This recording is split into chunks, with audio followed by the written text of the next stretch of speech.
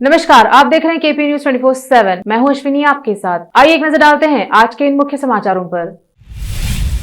UP के CM Yogi Adityanath पहुंचे Bengaluru, institute of neuropathy campus का किया दौरा।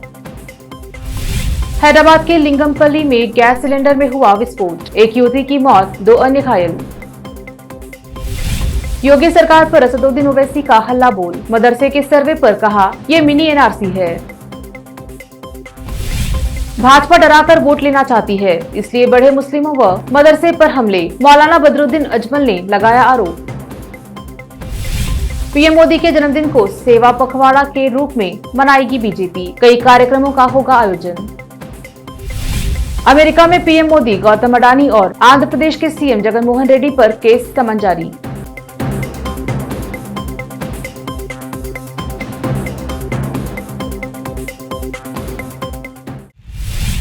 अब समाचार विस्तार से। उत्तर प्रदेश के मुख्यमंत्री योगी आदित्यनाथ ने सीएम बसवराज बोम्मई के साथ बेंगलुरु में institute of naturopathy and yogic sciences campus का दौरा किया। मुख्यमंत्री इस दौरान संस्था के प्रमुख धर्म अधिकारी वीरेंद्र हेगड़े से विभिन्न मुद्दों पर चर्चा भी करेंगे। बता दें कि हेगड़े राज्यसभा सदस्य भी हैं। इसके बाद योगी क्षेमवन का उद्घाटन करेंगे। सीएम योगी का ये दौरा प्रधानमंत्री नरेंद्र मोदी के शुक्रवार को बेंगलुरु दौरे से एक दिन पहले हो रहा है। कर्नाटका में बीते एक दिन में कोविड-19 के 845 नए मामले सामने आए हैं, जबकि 1389 लोगों ने कोरोना वायरस को मात दी। अभी तक संक्रमित कुल 40,50,915 लोगों में से 40,03,899 लोग स्वस्थ हुए हैं और 6,775 मरीजों का उपचार जारी है। कोविड से कुल 40,199 मरीजों की मौत हुई है। इनमें से 5 की पुष्टि मंगलवार को हुई। राज्य में मंगलवार को कोविड टेस्ट पॉजिटिविटी दर 4.44% रही। मैसूर जिले में 44, शिवमोगा जिले में 34 और कोडगू जिले में 19 नए मरीज मिले। स्वास्थ्य विभाग ने बीते 24 घंटे में 19,028 नए सैंपल जांचे और 18,852 लोगों का टीकाकरण हुआ।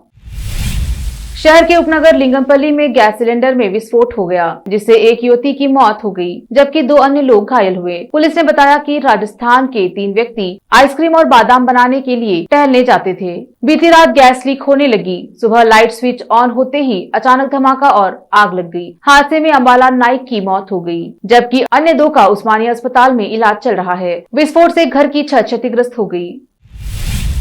एआईएमआईएम अध्यक्ष असदुद्दीन ओवैसी ने गुरुवार को बीजेपी पर जमकर हमला बोला। यूपी के गैर मान्यता प्राप्त मदरसों का सर्वे कराने के योगी सरकार के आदेश पर भी ओवैसी ने जमकर कटाक्ष किया। उन्होंने कहा, आर्टिकल 30 के तहत मदरसा आते हैं, फिर यूपी सरकार ने क्यों सर्वे का आदेश दिया है? यह सर्वे नहीं बल्कि मिनी एनआरसी है। कई मदरसा यूपी मदरसा बोर्ड के तहत है। आर्टिकल 30 के तहत सरकार हमारे अधिकारों में दखल नहीं दे सकती। वे मुसलमानों को परेशान कर रहे हैं। आगे ओवैसी ने कहा कि जब सरकार गैर मान्यता प्राप्त मदरसों को कोई सहायता नहीं देती तो सर्वे क्यों करा रही है? उन्होंने कहा, कई ऐसे प्राइवेट मदरसे हैं जिनका सरकार से कोई संबंध नहीं है, जो यूपी मदरसा बोर्ड के तहत रजिस्टर्ड हैं। उनका सरकार से ताल्लुक है। वो अगर खुद अपने मदरसे खोलकर चला रहे हैं, जैसे दारुल देवबंद है, मुबारकपुर में अशरफिया है, ऐसे कई बड़े मदरसे हैं, डिफरेंट स्कूल्स ऑफ थॉट के प्राइवेट मदरसे हैं, जिनका ना सरकार से कुछ लेना देना है, ना सरकार उनको कुछ फंडिंग करती है। हाँ, जो मदरसा बोर्ड की तरह रिकग्नाइज्ड है, वो सरकार से उसका ताल्लुक है, गवर्नमेंट से। इससे ये क्यों सर्वे क्यों करा रहे आप? मैं अगर मदरसा खोलता हूँ तो अपने इस्लामिक तौर तरीक़े उनको सिखाने के लिए, इस्लामी फ़िक़्ह सिखाने के लिए, उनको मौलाना बनाने के लिए, मुफ्ती बनाने के लिए, और स्टेट गवर्नमेंट से ताल्लुक़ ही नहीं है। और संविधान के आर्टिकल 30 के तहत मुझे एक फंडामेंटल राइट हासिल है कि मैं अपने मदरसे खोलूं, अपने पसंद के एजुकेशन इंस्टीट्यूट्स खोलूं। इसमें सरकार क्यों मुदाखलत करेगी? आप सर्वे क्यों करना चाह रहे हैं? आपको इससे लेना देना क्या है? क्या आप उनकी तनख्वाह दे रहे हैं? जो मदरसा बोर्ड के तहत मदरसे हैं, उनकी तनख्वाह तो आप दे नहीं रहे हैं पिछले 4 साल से। ये मदरसे प्राइवेट मदरसे हैं, अनएडेड मदरसे हैं, और आर्टिकल 30 के तहत इसको कायम किया गया है। तो स्टेट गवर्नमेंट क्यों सर्वे करा रही है? आपको लेना देना क्या है? अब आप एक ऑर्डर जारी कर दीजिए ना कि अब आप मुसलमान मत रहिए, आप कुरान मत पढ़िए, नमाज मत पढ़िए। ऑर्डर जारी कर दीजिए, वही करना चाह रहे आप। असम के प्रमुख राजनीतिक दल AIUDF के अध्यक्ष और लोकसभा सदस्य मौलाना बदरुद्दीन अजमल ने असम सरकार व भाजपा पर बड़ा आरोप लगाया है। अजमल ने कहा कि मुस्लिमों व मदरसों पर हमले इसलिए बढ़ गए हैं क्योंकि भाजपा 2024 के चुनाव में उन्हें डराकर वोट लेना चाहती है और सत्ता में बनी रहना चाहती है। मौलाना अजमल ने असम में मदरसों पर बुलडोजर चलाने के लिए CM हेमंत बिस्वा शर्मा पर भी निशाना साधा। उन्होंने मांग की है कि असम सरकार मदरसों पर बुलडोजर चलाना बंद करे, अन्यथा उनकी पार्टी सुप्रीम कोर्ट जाएगी। अजमल ने आरोप लगाया है कि भाजपा व RSS मुस्लिमों को निशाना बना रहे हैं। उन्होंने यह भी कहा कि मुस्लिम समुदाय में कुछ असामाजिक तत्व हो सकते हैं और सरकार को उनके खिलाफ कार्रवाई करनी चाहिए। हमें इसमें कोई आपत्ति नहीं है, लेकिन मदरसों पर बुलडोजर कार्रवाई को बर्दाश्त नहीं करेंगे। मदरसे कभी भी कोई गलत काम नहीं सिखाते। मदरसों में जो पढ़ा होता है वो कुरान और हदीस पढ़ा होता है, उसमें मानवता की बात पढ़ाई जाती है और यही मदरसे वालों ने फाइट करके देश को आजाद किया। अगर आज आपको किसी जगह पे कोई एक आदमी या दो आदमी गलत मिल जाता है उसको पकड़ो, हम तो उसकी तरफदारी नहीं कर रहे हैं। एक तालाब में अगर कोई एक सांप या कछुआ घुस गया तो आप सारे तालाब की मछली को जहर मार के मरा देंगे? नहीं मारेंगे। इसलिए मदरसे अच्छे काम करते हैं और कोई एक आध आदमी अगर गलत कर रहा है आप उसको पकड़ो, जेल में डालो, फांसी दो, हमें उससे कोई मतलब नहीं। लेकिन हमारा ये कहना है कि ये मदरसे पूरे इलाके में इंसानियत सिखाते हैं, मानवता सिखाते हैं। इसलिए मदरसों को आप जिंदा रहने दीजिए। मदरसों को तोड़ना भी अगर है तो इस पर प्रोसीजर जाइए। अगर कुछ कानून है, ऐसा नहीं है कि रात आप गए बच्चों को खाली करा दिया, रात में 10 बजे वो बच्चे कहाँ जाएंगे? कल रात दिखा रहा था टीवी, तो बच्चे लोग चले जाएंगे, कहाँ जाएंगे? तो इसलिए हमारा ये बोलना है कि बुलडोजर हुकूमत आसाम में नहीं चलने वाला है। आसाम में योगी जी का हुकूमत नहीं चलेगा।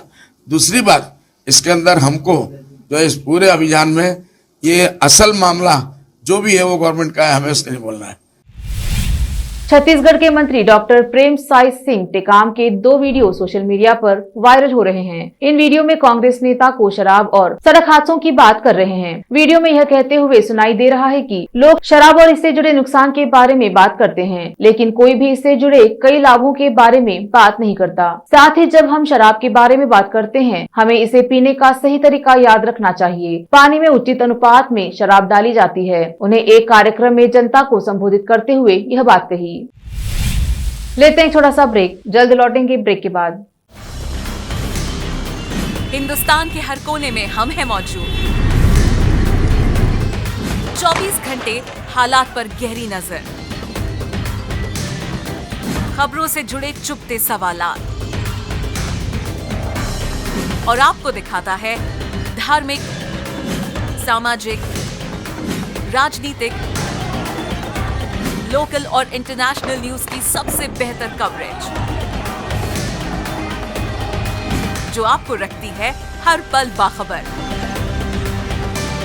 देश और दुनिया भर की खबर के लिए देखते रहें KP News 24/7। नूर एजुकेशन ट्रस्ट बीदर की ओर से चलाए जाने वाला नूर M.Ed and B.Ed college Bidar, recognized by NCTE Delhi and affiliated to Gulbarga University, Gulbarga. Admission are open for the academic year 2021-22. विशेषज्ञ और सक्षम शिक्षकों द्वारा शिक्षा प्राप्त करने के लिए नूर M.Ed and B.Ed कॉलेज में दाखिला लें और शांत वातावरण में शिक्षा प्राप्त करें।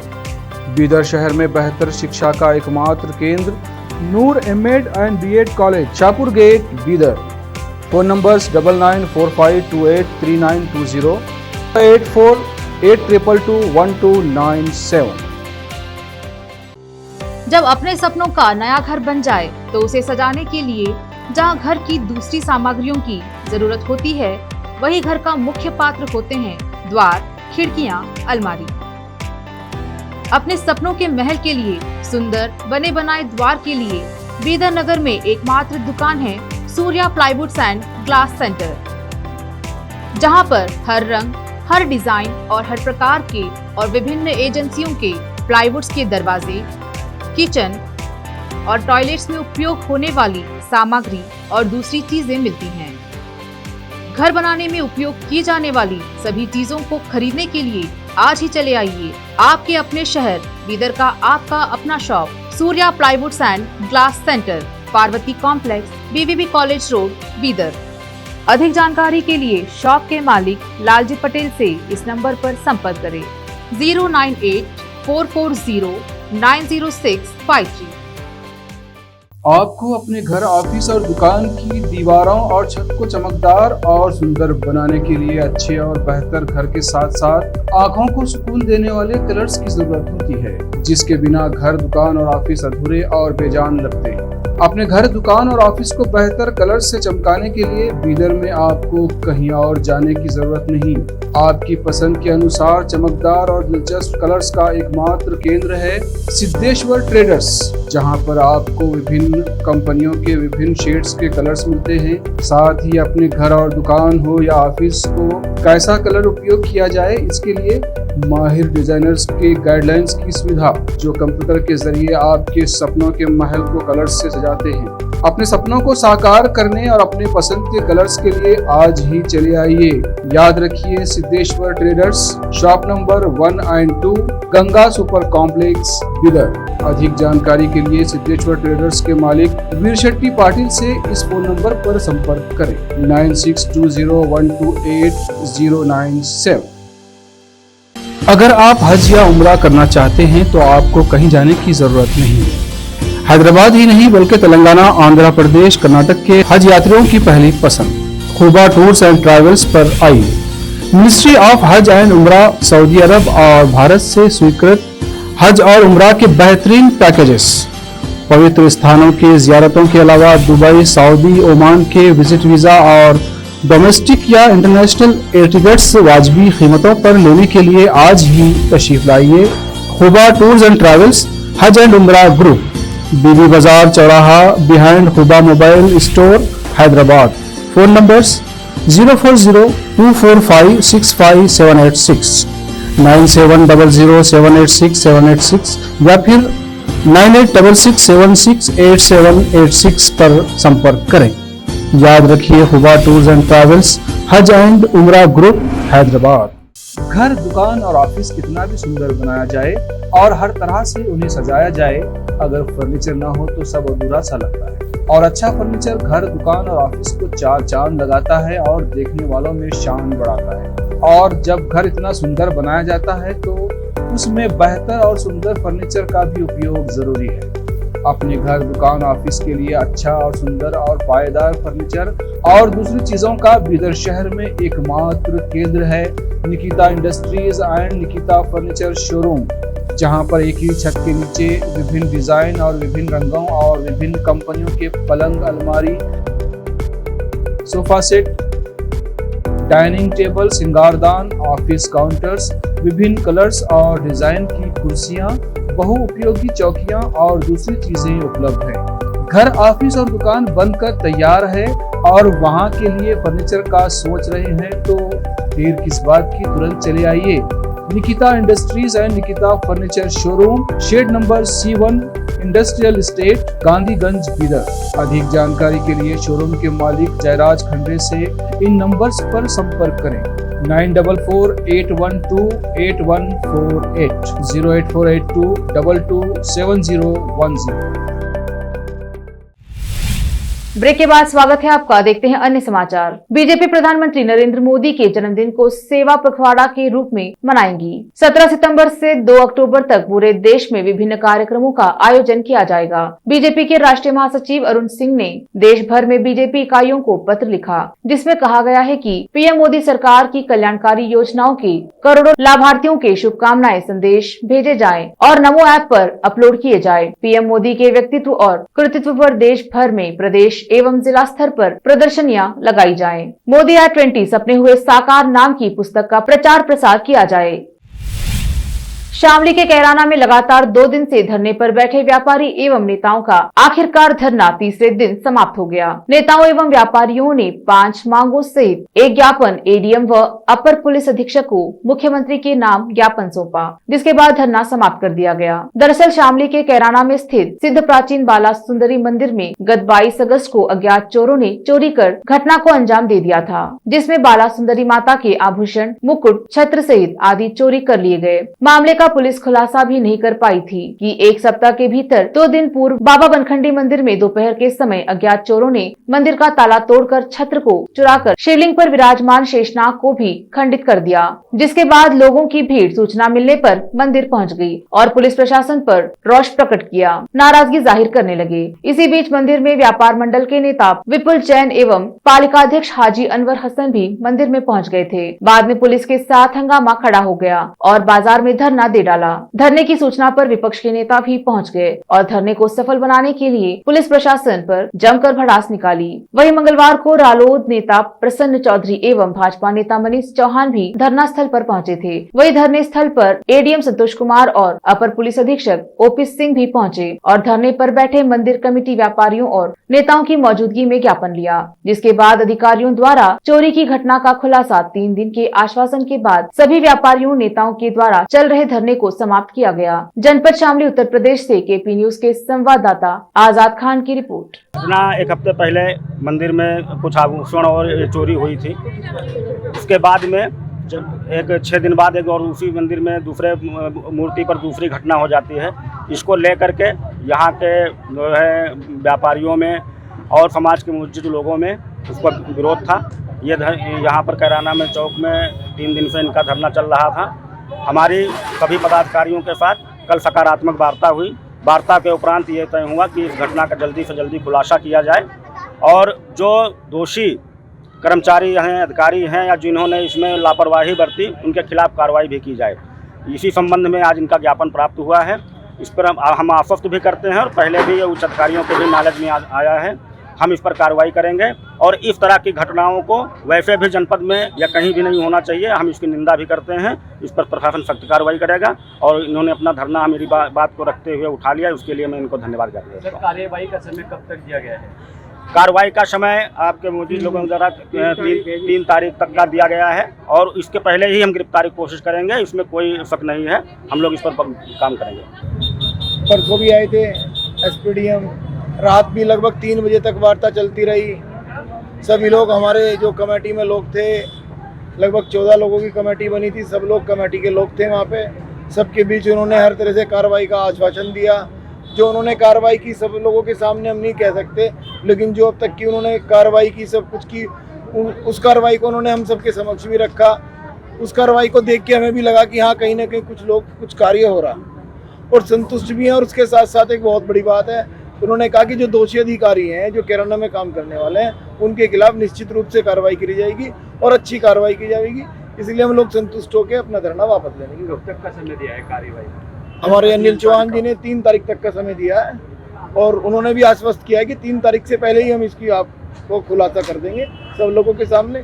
इसलिए हम लोगों ने सहयोग करने का निर्णय किया। अगर 3 तारीख तक का सफलता न मिल पाई, क्या आगे कुछ धरना करेंगे? हाँ बिल्कुल, सब लोग बैठेंगे, चर्चा करेंगे और इसको आगे कैसे लेके जाए निर्णय करके इसको करके भी दिखाएंगे।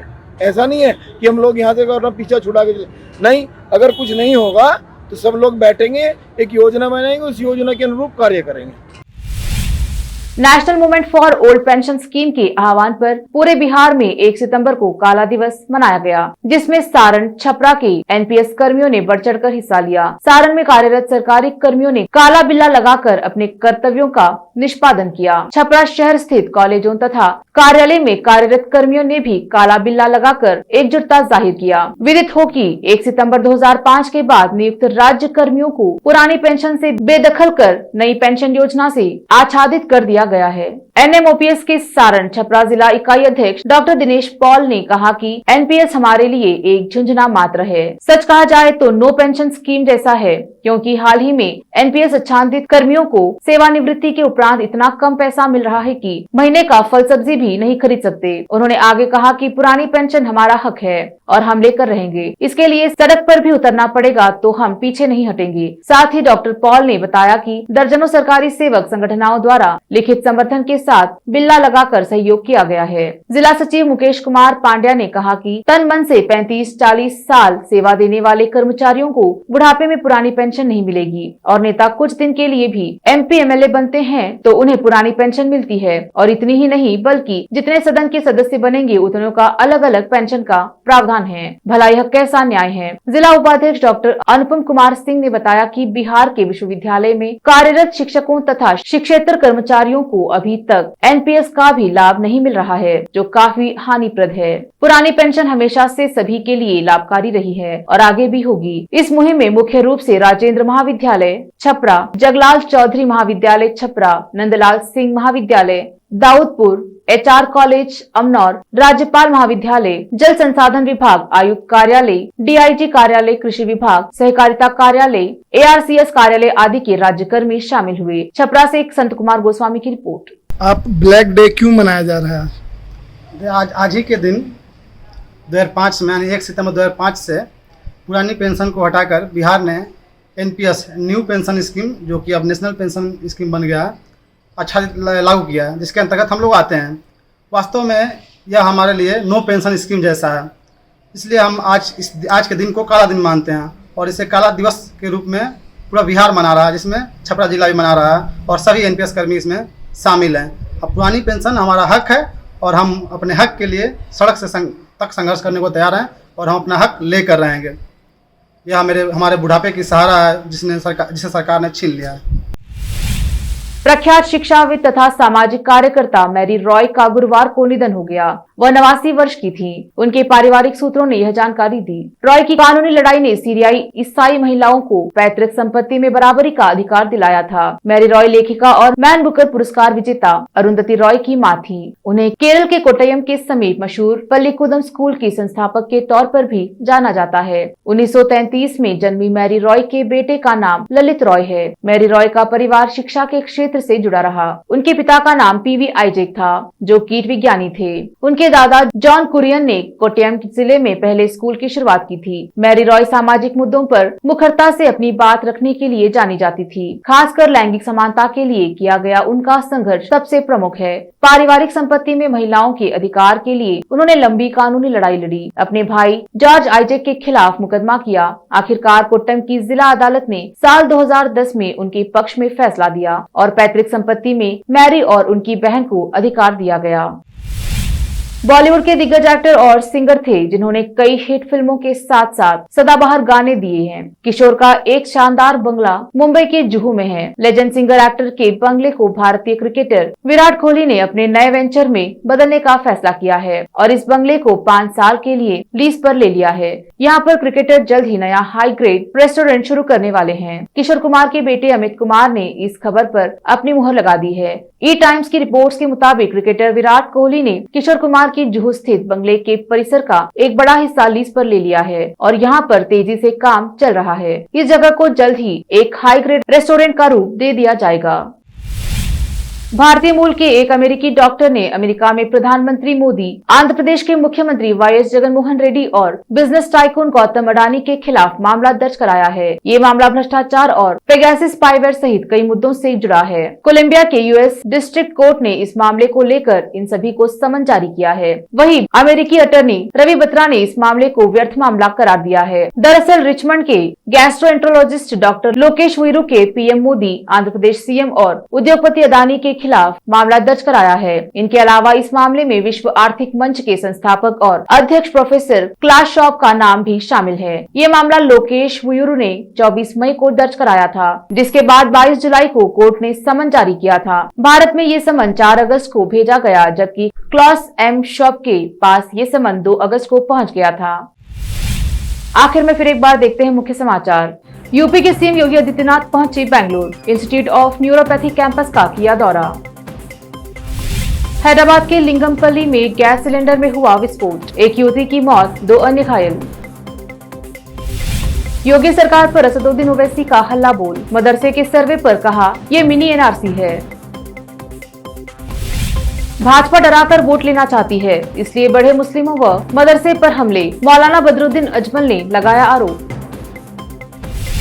पीएम मोदी के जन्मदिन को सेवा पखवाड़ा के रूप में मनाएगी बीजेपी। कई कार्यक्रमों का होगा आयोजन। अमेरिका में पीएम मोदी, गौतम अडानी और आंध्र प्रदेश के सीएम जगनमोहन रेड्डी पर केस समन जारी।